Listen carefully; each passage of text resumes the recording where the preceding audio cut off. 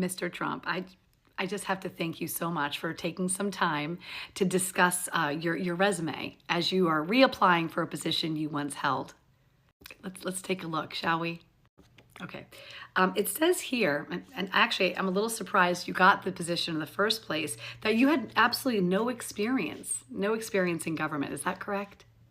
You were a real estate developer, business guy. And it says here that you inherited all your money. Is this right? That if you had just invested it, you would have more money today. So if what I'm reading is right, if you had done nothing, you'd be better off. Awkward. And it looks as if since you were fired, you've been, selling sneakers and watches and perfume. And are these pictures of you dressed like a cowboy? Are you surfing? Are these selling? Oh, I also see that you started Truth Social and went public. How's that going? Okay, well, we don't have to talk about it. But if you don't mind, I think we should talk about the things that you promised when you took this job the first time. It says here that you promised the best healthcare.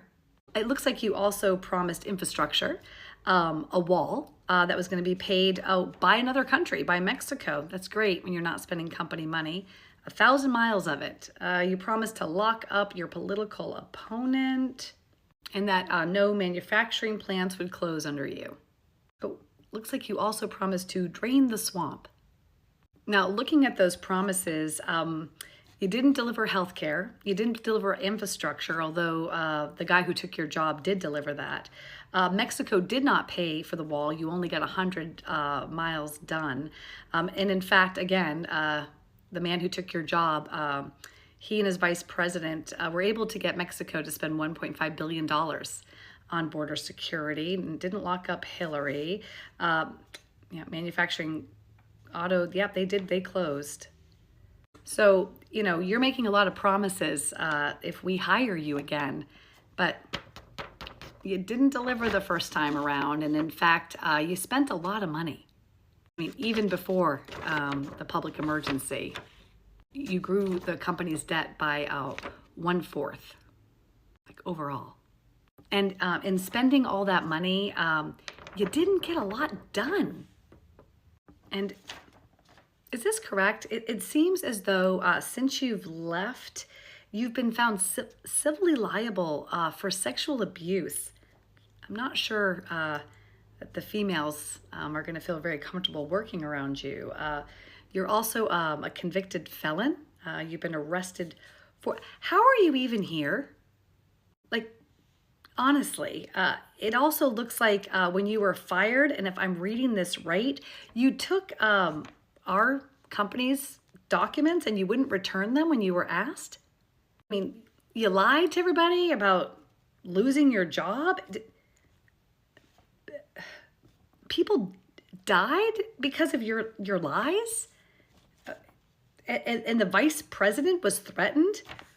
And you thought that he deserved it because he was following the law? You wanted him to break the law so that you wouldn't get fired. And then there are historians who take a look at the position that you've held, and they rank you as the worst person who's ever held this position, ever. Ever. I gotta be honest, looking at your resume, I'm not even sure you could get a job as a Walmart greeter, because that's actually usually a really, really good job at your age. It's a good retirement job. But it's also the letters of recommendation for those who actually have worked with you and for you that are really concerning. They're literally writing to us, hundreds of people telling us not to hire you, that you're a danger. You're a danger.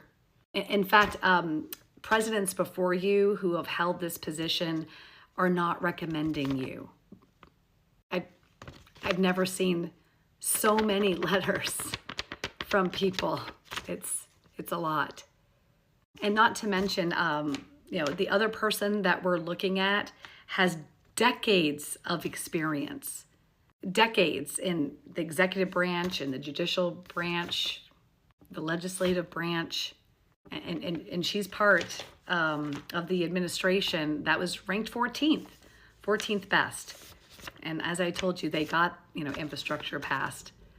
And after that, public emergency, they have led us to the best economic recovery in the world. So we're looking really good. Pretty amazing, actually. I mean, our unemployment is down, our GDP is up, inflation has been brought down.